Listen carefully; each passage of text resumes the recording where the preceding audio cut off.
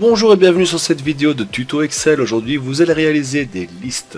Et pour ce faire, les listes c'est assez simple dans Excel. Donc on aura 4 types de listes que je vais vous montrer comment les réaliser. Donc d'abord la première liste c'est la liste simple. Donc on va se placer ici dans la cellule B2 et on va vouloir y afficher une liste. Donc pour ce faire nous allons donc dans données, validation des données. On va créer donc une liste. Ici on choisit d'autoriser donc une liste.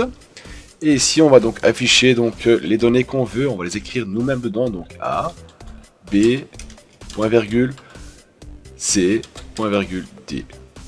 Et après on appuie sur Enter ou on clique sur OK. Et on aura donc notre première liste qui se trouve là, donc on a A, B, C, D. Donc cette première liste, on peut la mettre à jour. La seule façon de le faire, c'est d'aller ici dans validation des données. Et on peut la mettre à jour ici, donc on peut y ajouter 1, donc le E par exemple.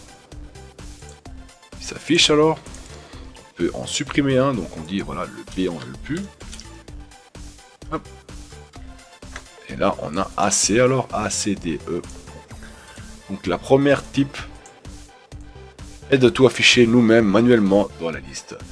La deuxième c'est donc de créer une liste existante déjà, donc je vais y faire une liste ici, donc ma liste. Et on va y indiquer donc A, B, C,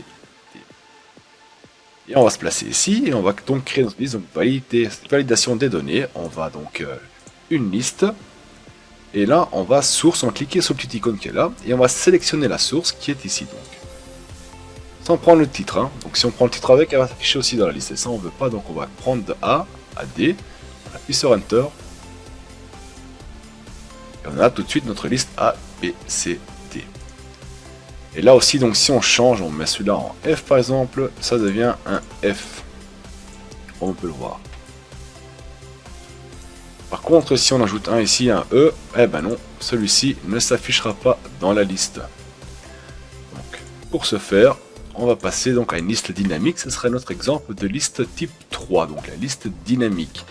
Pour ce faire, hein, on va donc ici, on va donc sélectionner ma liste, donc le titre et tous les objets dedans, et on va donc y insérer un tableau.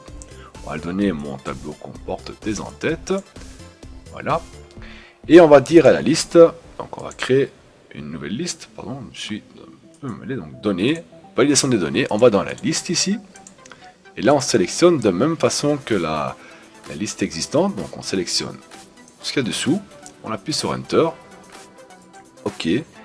Et donc là, on a la même chose, on a A, B, C, D, E. Et là, si on ajoute une entrée, donc on appuie F en dessous par exemple, on va la voir dans la liste aussi, elle se trouve là. Si on en change un, marque un G par exemple, il devient G aussi. C'est là donc l'astuce dans la liste déroulante dynamique, c'est qu'on peut y ajouter des nouvelles données dedans. Donc ce qui est pas mal intéressant. Par contre, oui, si on change quelque chose ici, donc on avait mis ça en G et en G, il va pas le mettre à jour tout seul. Donc ça, vous devez le faire manuellement. Une fois l'information mise dans la cellule, elle reste dedans et elle n'a plus aucun lien avec la liste qui se trouve ici. Donc là, on va marquer un T. Alors la quatrième liste qu'on va créer, donc c'est un peu plus facile et un peu plus rapide. Ce que je recommande aussi de faire par la suite, si vous allez utiliser des listes, c'est de les nommer. Donc là, ce qu'on a fait en gros, donc on a créé une liste à chaque fois. Donc on a pris une liste et on a choisi la source nous-mêmes. Ce qu'on va faire maintenant, on va donner un nom à la plage de la source et on va l'indiquer dedans. Donc de même, je conseille de créer à chaque fois une liste. On sélectionne et on va la nommer liste par exemple. Voilà. Pas oublier que ça s'appelle liste ici. Et maintenant ce qu'on va faire, donc c'est ici. On va donc créer une liste et on va la nommer est égal à liste. C'est rentré et on a donc notre liste. C'est une façon plus facile et plus sûre de le faire aussi. Donc, c'est de même. Si on crée une nouvelle entrée dedans, elle se remettra à jour tout seul aussi. De même si on l'efface, donc disons qu'on efface celle-ci, on va effacer la ligne du tableau, donc le D n'est plus dedans, et ici vous voyez il n'est plus dedans non plus. Voilà, donc si vous avez encore des remarques, n'hésitez pas à les poser en bas dans les commentaires et par la suite, n'oubliez pas de vous abonner pour des autres tutos. Allez, salut tout le monde, à la prochaine!